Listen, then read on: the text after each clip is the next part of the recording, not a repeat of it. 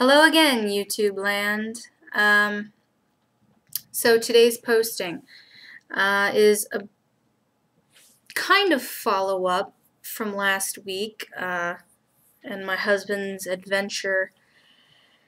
I don't know if you'd want to call it an adventure. That implies fun. Experience, as it were. Something on my screen. Okay. Here's the thing. When you drink, you're screwing with your body's natural order, as it were.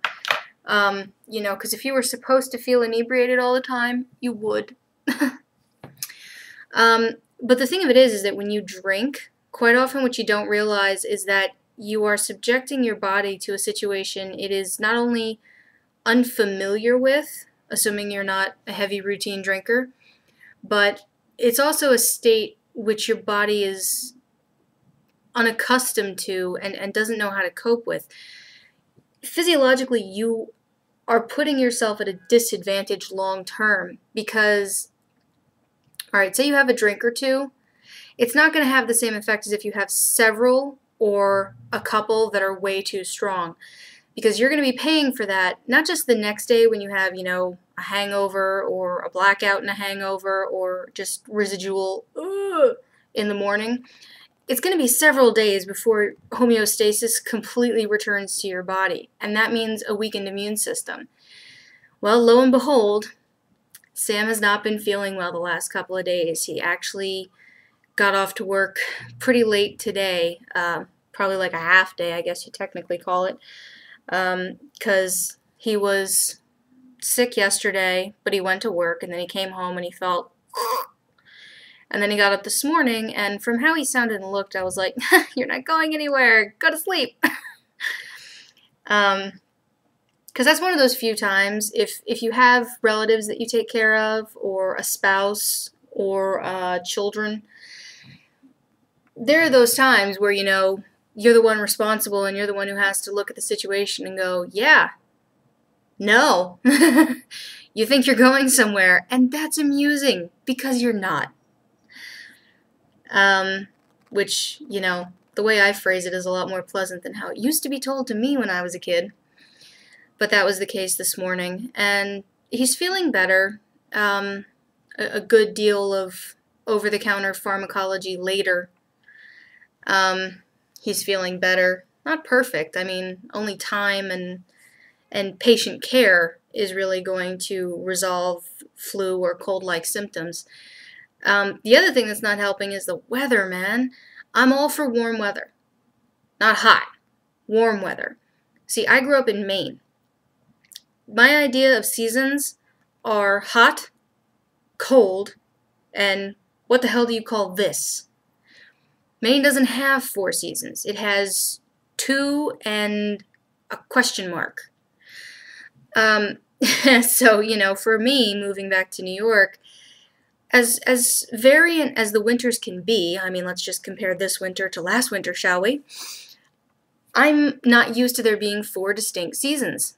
So it screws me up. I'm amazed I haven't gotten more sick over this past winter. Knock, knock, knock. Because usually I'm out like a stone for half the winter, sick as all get out. But I've been lucky this year. But I don't know. It's a lot to manage, you know. I'm not a parent, and yet there are days where I'm just like the queen of all mother hens, basically. What else is going on? Today is Fat Tuesday. Now, we're Jewish. I don't know a lot about Catholic, Christian, you know, I keep getting those two confused. I know they're not the same thing, but I'm not so clear on the holiday calendar, aside from like Christmas and Easter. So I know that Fat Tuesday and Ash Wednesday have something to do with Lent, and I kind of have an idea what Ash Wednesday is about, but you know, I mean, I've always assumed, and I could be completely wrong about this, but I've always assumed Fat Tuesday is basically an excuse to be gluttonous, and 40 days later is Ash Wednesday, and it's an excuse to be repentant. Or is it Fat Tuesday, then Ash Wednesday, then Lent? I don't know. See, this is proof. I have no idea. But I know that Lent is supposed to be, I guess, about self-denial. Something about putting yourself through a trial to make yourself more like Jesus. I don't know.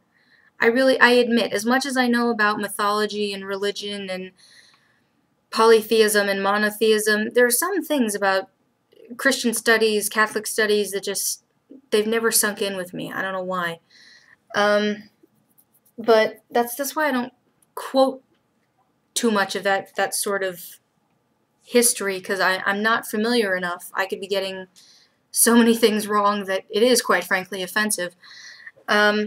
But I do agree with the practice of periodic self-denial. I mean, in this case, what we're talking about is annual, quite frankly, ritualistic self-denial, because it's for the exact same period of days with a whole group of people who think the way you do for the exact same reason. The only thing that varies is person to person what you give up.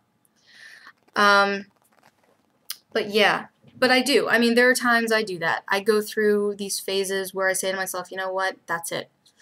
No more chocolate for a while, you know, or I'm not going to have coffee this week at all. And I can do it. I mean, it's not impossible to go cold turkey when it comes to me giving things up. I mean, I quit smoking cold turkey. Just flat out said, F this. I can't afford it. It's not worth it. Do I still crave cigarettes? Hells to the yeah. Oh my God, every day that I have to go through this monumental amount of stress, which isn't incredibly often, but, you know, the life of a married person, stress happens. You know, there are days, you know, I go to pick up, this morning, I went to pick up cold medicine for Sam. And at every pharmacy, CVS, Rite Aid, Walgreens, Duane Reade, doesn't matter, behind the cash registers is where they keep the cigarettes. Right next to the stop smoking stuff, which is just like a slap in the face I can't even get into. So yeah, I was tempted. But you gotta remember that when I was a smoker, I started with cloves, and my mother hated the smell of cloves so much. She voluntarily gave me packs of her own cigarettes, which means when I started on straight up mainline tobacco cigarettes, I started smoking Marlboro medium reds. Yes! That's what I started on, and very quickly became a pack-a-day person. Because, I mean, it's cigarettes, you know? That was age 15. I was a quite steady smoker until I was probably 25? 24? I don't know. It was within the same year that Sam and I started dating, 2008. So that would have been, I was 24? 23, 24? 19. Yeah, I'm 23. So yeah, that was a good period of time. And there are days when it's really, really stressful, and I'm like, what if I just got a pack of like the Marlboro 72s? They're like this big, you know? That would be okay. Oh, no, it wouldn't. No, it wouldn't. Would it feel good while I'm smoking it? Yeah, probably. Probably. But about 5 minutes after I'm done with the cigarette, and I realize that I'm now in fact starting my third, that's when it becomes a real problem again. Because it is an addiction, and as easy as it is, verb tense, as easy as it was, there we go, for me to stop cold turkey, and as easy as I'm sure it is for me to do so again, it's not worth the monetary expense. English. My God. So that was something I gave up. But I try not to engage in self-denial during Lent just because I'm really worried that someone is going to take it the wrong way. And, because obviously I don't hide the fact that I'm Jewish. I say it often enough. But I also don't hide the fact that I'm a practicing Wiccan. So I'm walking this weird multicultural religious premise line. So, I try to be really careful. I understand the practice. I have my own forms of the practice. I can't get on board with doing something so ritualistic with such a large group of people. I don't know, I'm not a sheep. I don't like doing what the herd does. Ugh.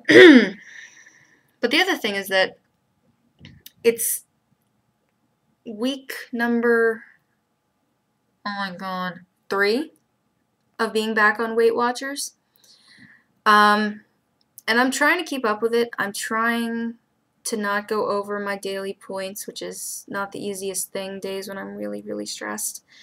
Because the more stressed I am, the less attention I'm paying to the fact that I'm easily drinking as many calories as I'm consuming by food. And I've really got to teach myself to eat more fruit and vegetables because that stuff's free. As far as Weight Watchers is concerned, diet soda, fruits, and vegetables are 0 points. I could get up in the morning and drink nothing but diet ginger ale and eat 7 or 8 pounds of fruit and vegetable. Wouldn't cost me a point, but I'd be full all day.